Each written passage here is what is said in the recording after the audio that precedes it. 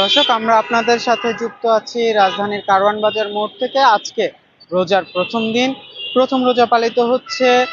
সরকারের নতুন নির্দেশনা অনুযায়ী অফিস চলবে বেলা ৯টা থেকে বেলা ৩টা পর্যন্ত, অর্থাৎ এখন কিন্তু অফিস ছুটির সময় হয়ে গেছে।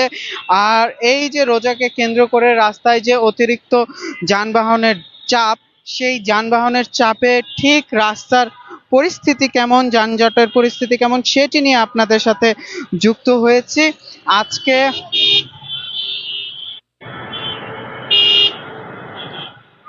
আমরা এই মুহূর্তে দেখছি যেহেতু এখন অফিস ছুটির সময়, অফিস ছুটি হয়ে গেছে, মানুষজন ঘরে ফিরছে। সকাল ৯টা থেকে বেলা ৩টা পর্যন্ত সরকারি, বেসরকারি, আধা সরকারি, স্বায়ত্তশাসিত প্রতিষ্ঠানগুলো যেগুলো আছে সেগুলো চলবে। ব্যবসা প্রতিষ্ঠান যেগুলো আছে, মানে বিপণী বিতান যেগুলো আছে, সেগুলো তাদের স্বাভাবিক আহ, সময় সময়ে চলবে, অথবা এর চেয়ে বেশি সময় খোলা থাকবে। কারণ এই যে রোজা, রমজানের পরে যে মুসলমানদের সব থেকে বড় ধর্মীয় উৎসব ঈদ উল ফিতরকে সামনে রেখে যে কেনাকাটা আছে, তার কারণে কিন্তু যানবাহনের রাস্তায় সাধারণ মানুষের উপস্থিতি বাড়ে, চলাচল বৃদ্ধি পায়, সাধারণ মানুষের চলাচল বৃদ্ধি পায়, ফলে যানবাহনের চাপ বৃদ্ধি পায় এবং যানজটের সৃষ্টি হয়। এই যে এবারে রমজানকে সামনে রেখে ৬০০ ছাত্র ভলান্টিয়ার রাস্তায় কাজ করবে। এছাড়া বেলা ২টা থেকে ৬টা পর্যন্ত প্রত্যেকটি থানার মোবাইল টিম রাস্তায় কাজ করবে যানজট নিরসনে, সড়কের শৃঙ্খলা বজায় রাখতে। এছাড়াও যারা ট্রাফিক পুলিশ যারা আছেন, নিয়মিত যারা দায়িত্ব পালন করেন সারা বছর, তারা তো কাজ করবেনই। কোথাও যেন যত্রতত্র যানবাহন পার্ক করে রাস্তায় রেখে যেন যানজটের সৃষ্টি না করতে পারে, তার জন্য ডিএমপির পক্ষ থেকে বিশেষ ব্যবস্থা গ্রহণ করা হয়েছে। অর্থাৎ সরকার, পুলিশ এবং প্রশাসনের পক্ষ থেকে এই যানজট নিরসনে প্রস্তুতি নেওয়া হয়েছে। যথাযথ কিনা সেটা দেখার বিষয়, কারণ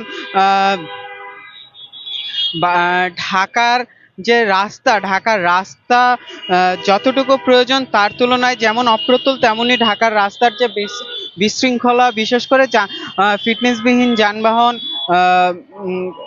যে চালকদের আইন না মানার যে প্রবণতা, তার কারণে কিন্তু সড়ক ব্যবস্থাপনা বেশ দুরূহ হয়ে ওঠে ট্রাফিক পুলিশের কাছে নিয়ন্ত্রণ করা। আমরা কিন্তু এই মুহূর্তে দেখছি যে যানবাহনের চাপ এখনো রাস্তায় বাড়তে শুরু করেছে, মানুষ ঘরে ফিরতে শুরু করেছে।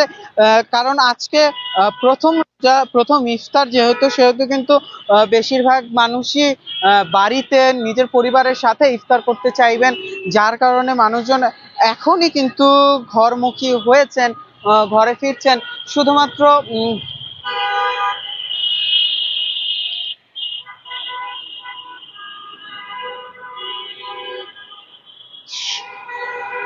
শুধুমাত্র ঘরে ফেরা মানুষ নয়, কর্মমুখী মানুষ যারা আছেন তারাও,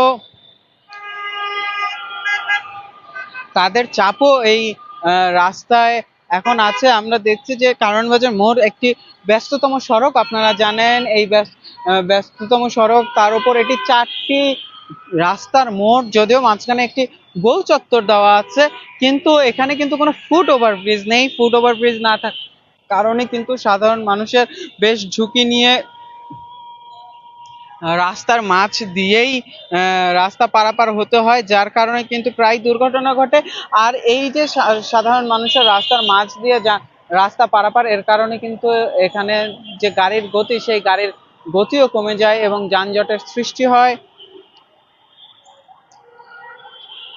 আমরা তেমনটি কিন্তু এখানে দেখছি। ঢাকার অন্যান্য রাস্তা পরিস্থিতি কাছাকাছি। এই মুহূর্তে যানবাহনের চাপ ধীরে ধীরে বাড়ছে, বিশেষ করে ব্যক্তিগত গাড়ি যেগুলো আছে, সেই গাড়ির চাপগুলো যানজটের বড় কারণ হয়ে দাঁড়াচ্ছে। এই ছিল আমার কাছে রাজধানীর কারওয়ান বাজার মোড় থেকে সর্বশেষ। এতক্ষণ আমাদের সাথে থাকার জন্য ধন্যবাদ।